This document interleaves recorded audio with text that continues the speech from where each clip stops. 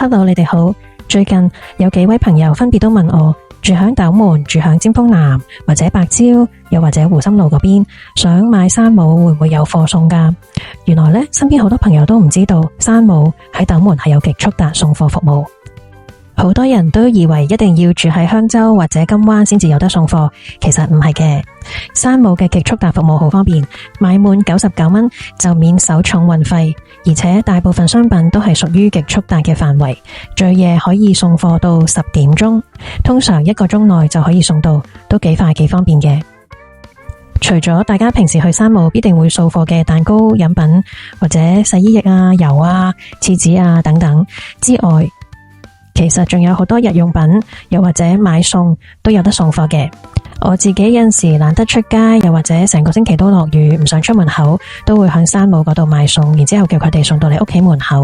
佢哋嘅份量比較大啦，咁我一般嗌一次都可以食到1個星期。至於全國配送嘅貨品呢，只要訂滿299蚊，亦都係免手重運費。即使你住喺香洲或者金灣，都係一樣。都唔會話可以即日送到㗎喇。如果訂全國配送嘅貨品，一般都會係第2日啦，或者過2日。不過都有例外，好似脆皮燒雞呢啲即食嘅熟食，咁就一定要親自去門市嗰度買先得啦。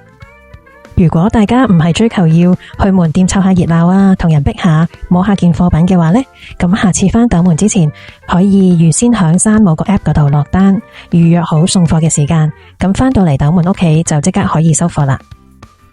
另外，如果你本身唔係會員嘅話，可以留意下自己小區嘅業主群，好多時會有會員嘅鄰居會幫手一齊落單，大家可以喺群入邊溝通下。